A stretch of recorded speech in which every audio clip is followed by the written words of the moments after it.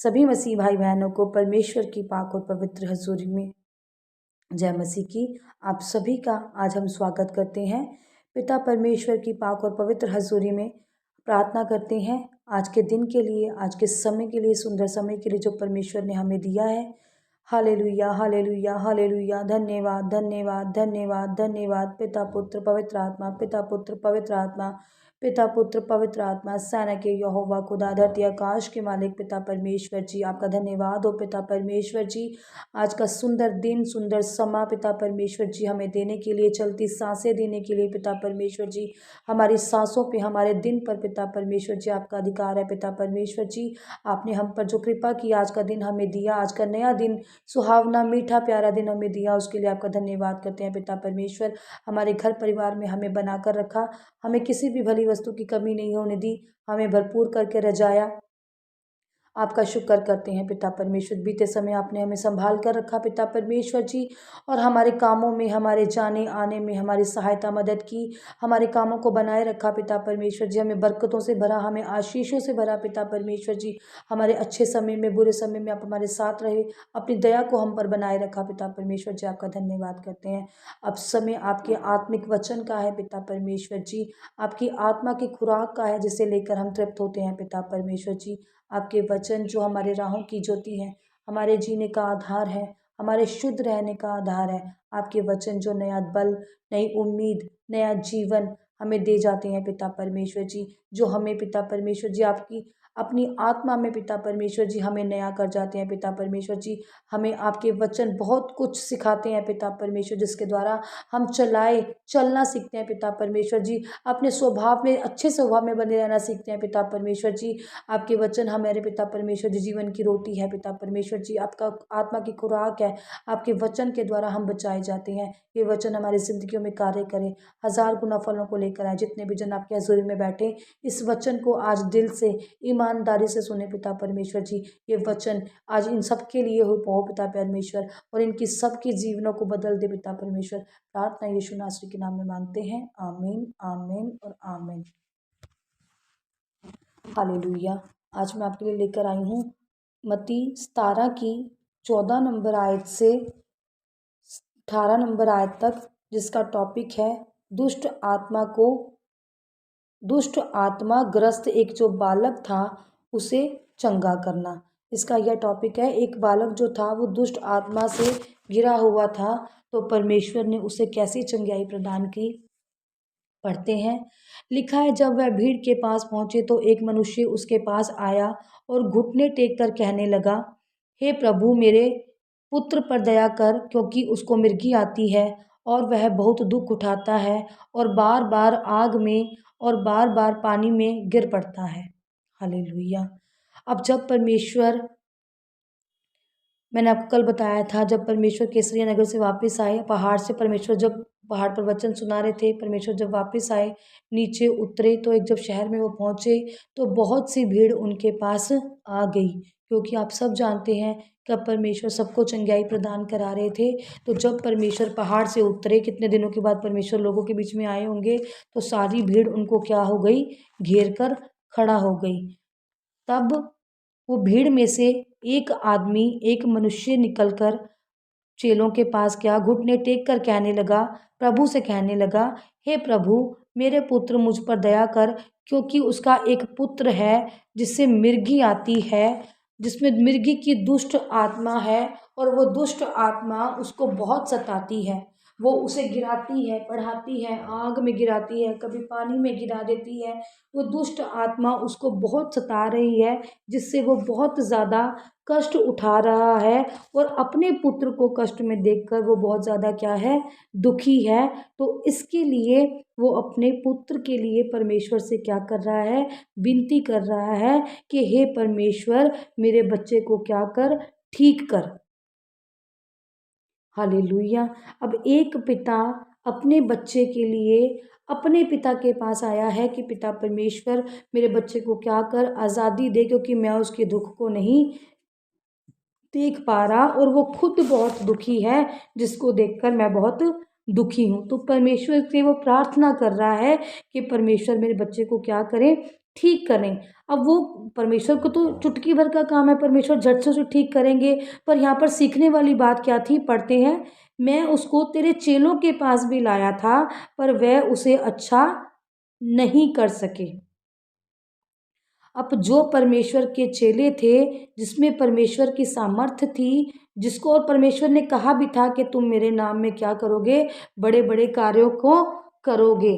पर कब करोगे, जब तुम पूरे विश्वासी होगे, जब तुम्हारा पूरा विश्वास होगा।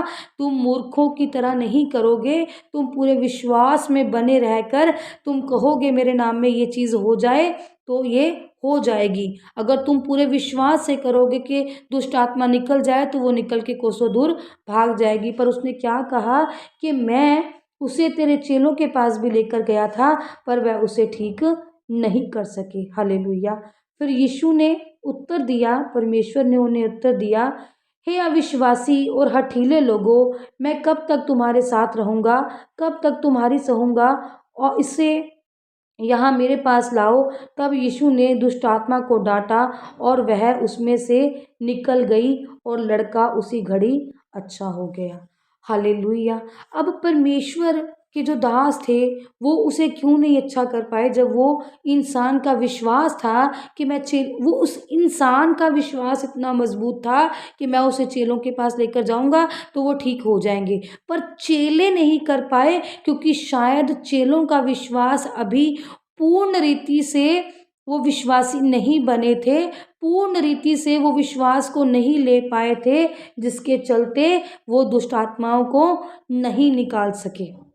तो परमेश्वर ने उन्हें किस शब्द का विश्वास यहाँ पर बात की है, अविश्वासी और हठीले। अविश्वासी कौन, जिनका विश्वास अभी कम है, जो विश्वास कर कर भी आदतों में क्या हो जाते हैं, इधर उधर। और हठीले मतलब जिद्दी लोग, जो सुनकर भी शायद अच्छे से विश्वास करना जानते ही नहीं हैं। हो सकता है उसमें वो लोग हों जो पूरी तरह से विश्वास पर भी ना बने हों। तो परमेश्वर ने दो शब्दों को यहाँ पर इस्तेमाल किया, अविश्वासी और हठीले, जो विश्वास में कमज़ोर और जो ज़िद्दी किस्म के हैं। हालेलुया। मैं कब तक, परमेश्वर कह रहे हैं कब तक मैं तुम्हारे साथ रहूँगा। एक ना एक दिन परमेश्वर यहाँ पर ये भी मन में कह रहे होंगे कि मैंने चले ही जाना है, और मैं कह रहा हूँ कि तुम्हारा विश्वास ऐसा हो जाए, तुम्हें मैं ऐसे ऐसे गिफ्ट वरदान दे जाऊँ कि तुम मेरे नाम में क्या करो, बड़े बड़े कार्य करो। और जो दुखी हैं, जो दीन हैं, उनको तुम क्या करो, चंगियाई प्रदान करो। अगर मैं नहीं होऊंगा, वाकई ही परमेश्वर ने किसी पास्टर को नहीं कहा कि ठीक करो, परमेश्वर ने विश्वास को कहा है कि विश्वास मजबूत करो, तुम्हें मिट्टी में भी सोना दिखाई देगा। विश्वास करो। परमेश्वर ने कहा है कि वचन क्या है, ये जो वचन है एक किताबी लिखे ही तो हुए हैं, पर अगर हम आज विश्वास करते हैं ना कि ये वचन आज मेरे लिए है, और ये वचन को मैंने अपने हृदय में रख छोड़ा है, और मेरा विश्वास है कि मैं इस आत्मा से कहूँ, दुष्ट आत्मा से, कि यीशु मसीह ने कहा है कि वचनों पर विश्वास रखो, मेरे वचन ही कार्य करते हैं, तो मैं अगर कहूँ निकल जा तो वो निकल जाए। हमारा विश्वास ही इतना मजबूत होना चाहिए कि हम किसी बीमार के लिए प्रार्थना करें और वो चंगा हो जाए, और ऐसा होता भी है। यकीन मानो, मेरी गवाही है ऐसी। मेरी एक हम जहाँ चर्च भवन में जाते हैं, वहाँ पर एक लेडीज़ आती है, बड़ी दूर से आती है वहाँ पर। और एक दिन ना ऐसे ही मेरा विश्वास था, मैं ऐसे ही प्रार्थना करती रही वहाँ पे, जब मैं बंदगी कर रही थी, आराधना कर रही थी, तो मेरा ना ऐसे बंदगी करते करते तो वचन मैं बोलने लगी कि परमेश्वर आज मेरा मन कर रहा है, आज मेरे विश्वास ने कहा है कि अगर मैं इस लेडीज़ के लिए आज प्रार्थना करूँगी तो ये इसकी जो मनोकामना है वो पूर्ण हो जाएगी। और ऐसा हुआ भी। जब मैं प्रार्थना करके हटी और जब गवाहियों का टाइम आया, उस लेडीज़ ने उठकर गवाही दी। जो मैं मांग रही थी, जो मैंने विश्वास करके उसके लिए मांगा था, और जो वो बहुत टाइम से मांगने वहाँ पर आ रही थी, वो पूरी भी हुई। और इतनी खुशी मुझे हुई कि मेरे विश्वास ने आज यहाँ पर काम किया, कि मेरा विश्वास था कि अगर मैं भी किसी के लिए प्रार्थना कर सकती हूँ, करती हूँ, तो वो क्या होगी, पूरी होगी। और जब पर उसमें मेरा क्या था, विश्वास के साथ साथ मेरा दिल भी था। मेरा दीनपन भी था, मेरी उसके लिए नम्रता प्रेम भी था मेरे अंदर उसके लिए। खाली प्रार्थना और विश्वास ने ही काम नहीं किया। जब हम पूरे मन से, पूरे दिल से समर्पित होते हैं, पूरा मन अपना, पूरा दिल अपना देते हैं, तब वो प्रार्थनाएं और विश्वास क्या करते हैं, कार्य करते हैं। अगर आज अपना हृदय, अपना दिल, अपनी आत्मा, अपना दीन स्वभाव रखकर आप किसी की चंगाई के लिए प्रार्थना करते हैं और अपनी चंगाई के लिए भी आप प्रार्थना करते हैं, तो वो प्रार्थना, वो विश्वास भरी प्रार्थना ज़रूर परमेश्वर के पास पहुंचती है और सुनी जाती है और बड़े बड़े फलों को वो लेकर आती है। हालेलुया। इसलिए हमारा विश्वास, हमारा दीन होना, हमारा नर्म होना, ये सब बातें हम पर लागू होती हैं। और यही हमारा जो विश्वास है, जो हमारा दीन है, जो हमारा प्रेम किसी के लिए है, वो कार्य ज़रूर करता है। क्योंकि परमेश्वर में भी यही फल थे और सामर्थ्य परमेश्वर के साथ थी।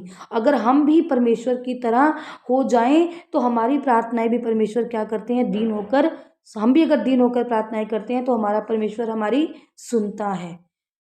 हम परमेश्वर से बेनती कर सकते हैं, परमेश्वर से प्रार्थनाएं कर सकते हैं, परमेश्वर के वचनों पर चल सकते हैं। अब ये भी तो हमारा विश्वास ही तो है कि हम वचन को पढ़ रहे हैं और इस वचन को सच्चाई से मान रहे हैं कि ये सच लिखा है, वो हमारा विश्वास ही है। और हमने अपने विश्वास से ही परमेश्वर को जीतना है। जब हमारा विश्वास उस पर अटूट हो जाएगा ना, तो हमारी प्रार्थनाएं भी क्या करेंगी, रंग लाएंगी। किसी के लिए भी हम प्रार्थना करेंगे ना दीन होकर कि परमेश्वर आज मैं प्रार्थना करती हूँ, खुदावंद इसका दुख दूर हो जाए, तो देखना आपकी गवाही बनेगी और आप खुद गवाही देंगे कि मैंने आज इसके लिए दीन होकर, नर्म होकर, परमेश्वर का वचन रख विश्वास कर कर प्रार्थना की थी और इसको क्या मिली, चंगियाई मिली। हालेलुया। अब हम आज जब किसी चर्च में जाते हैं और परमेश्वर के दास होते हैं, तो हमारा विश्वास ही तो होता है कि ये परमेश्वर का दास अगर हम पे हाथ रख देगा तो हम पर क्या आ जाएगी, चंगियाई आ जाएगी।